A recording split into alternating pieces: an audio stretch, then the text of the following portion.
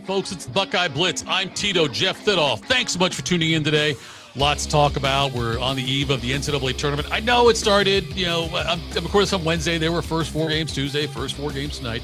But really, the tournament starts on Thursday. It kicks off with Ohio State taking on TCU. That's the first game of the field of 64. They'll play on CBS. That's a 12:15 Eastern tip. So there'll be a standalone game for a while till the games get going, but Ohio State taking on TCU. And by the next time we chat, that game will be over. Ohio State comes in as a number 8 seed, 21-12 in the East, and TCU is the 9 seed at 22-11. The teams are very similar statistically.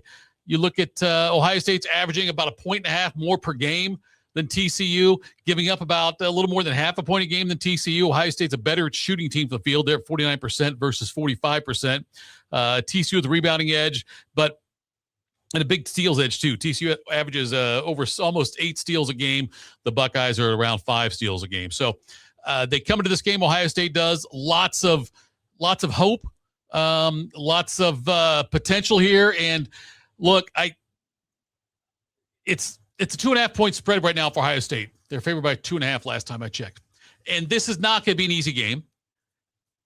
But I do think, and we'll get more into this later on, I guess, I think if Ohio State wins this one, they can give Duke a pretty good game. TCU comes in, coached by Jamie Dixon. You might remember Jamie Dixon, longtime coach for Pitt. He was there for 13 years. He won 328 games there, made the NCAA tournament 11 times. He made the Sweet 16 3 times, and they won trip to the Elite 8. So won the Big East regular season championship a couple of times, won the Big East tournament. He was the Big East coach of the year and the National College Coach of the Year back in 2009. So they come in now, and TCU, their best player, I guess probably the guy who leads them in scoring and rebounding is David Punch. He's a sophomore forward. He averages 14.3 points and 6.7 rebounds a game and a couple of blocks. But TCU is a very deep team. And we'll talk more about that in a minute. But they're an extremely deep team as far as they get a lot of different guys contributing, which is what Ohio State wants to have. I think Ohio State would love to have, Grant, you don't want Thornton scoring 35 points every game, but if you can spread it out, now Ohio State's healthy. They can spread it out. They're not relying. It's not if Thornton's not having a great game or Mobley's not having a great game, they're screwed. Not that way anymore. Now the fact they're healthy, they're a much more dangerous team. One place where Ohio State will have an advantage on TCU, I believe, though, is probably, and Ohio State doesn't have this very often. They got a size advantage, though. TCU's, their tallest big-time player is 6'10". They got a kid who's 6'11", but doesn't play much. But their 6'10" guy, Vianney Salachtum, I guess I'm saying right. He's another guy, too, who also only played like 4 games. And so you got a couple of guys there who are the tallest guys that don't really play a lot. Ohio State comes in with Tilly. Tilly, 7 feet tall. You've got Ivan Jagovin, who is 7'1". He's played more and more lately, Ivan has. And Tilly is as long as stay out of foul trouble, he can be a big advantage in this game for Ohio State. The fact the Buckeyes, though, like I said, they're healthier than they've been all year. That's significant. Because if you remember back early in the season, and I talked about this the other day, but Ohio State, if you go back and look now, Grant, I know it's revisionist history. I accept it is revisionist history. Ohio State, when they had their struggles early in the season and throughout the season, really, health was a big factor. Think if they had Chapman all season long, what Taysom Chapman, what he's been able to do with this team since coming back from injury. Off the bench, he's been their biggest bench scorer, but they've also had to press him into starting duty at some point, and he still played well there. So the fact you can count on Chapman off the bench is big. Brandon Knoll coming back, another big one for Ohio State. If they can keep all these guys healthy in the tournament, and this is when you really need it with the grind of games. You're going to have, obviously, the Thursday game, win that one, you play Saturday, then you get time off, you continue to win. I know Saturday will be a tough task against Duke. We can cross that bridge when we come to it, but Ohio State needs they need to go 7 to 8, probably 8 deep, I would think, on the bench rotation.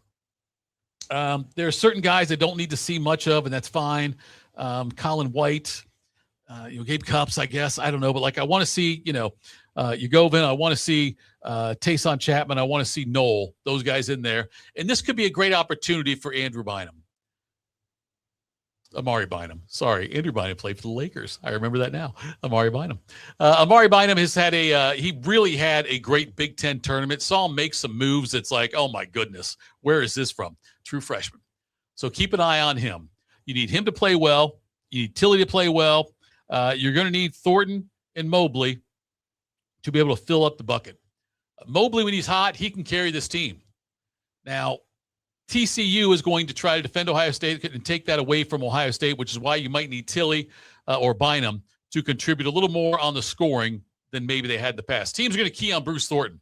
They're going to try to shut Bruce Thornton down, but they're also going to be very weary of Judy Mobley, because Mobley, like I said, if he comes out there and starts hitting from deep, it makes it look effortless. He's a damn tough guy to guard. So I think Ohio State wins this game.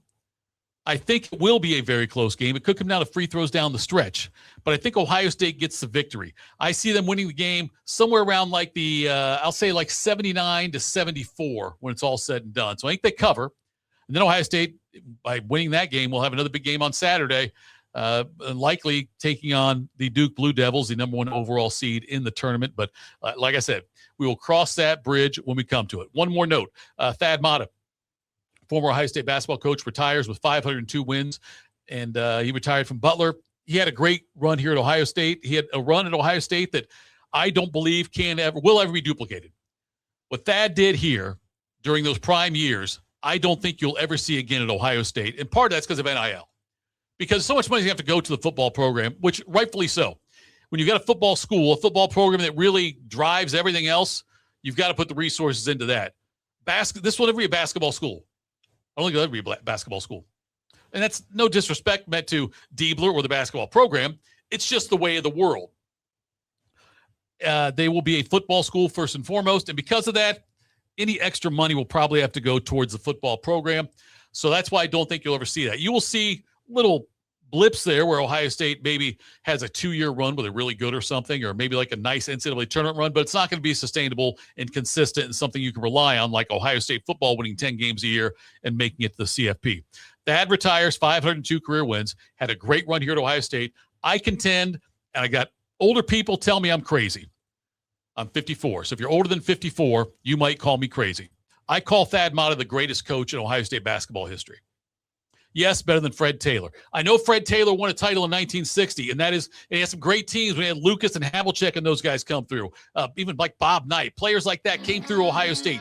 Yes, it was great, but I still contend that what Thad did is better than what Fred Taylor did. So much more complicated, so much more difficult to compete at that level. Okay, folks, that's it for me, Tito. Jeff Thitoff here. This is the Buckeye Blitz. Follow me at That Happens. We'll talk again after, hopefully, a Buckeye victory in round 1 of the NCAA Tournament.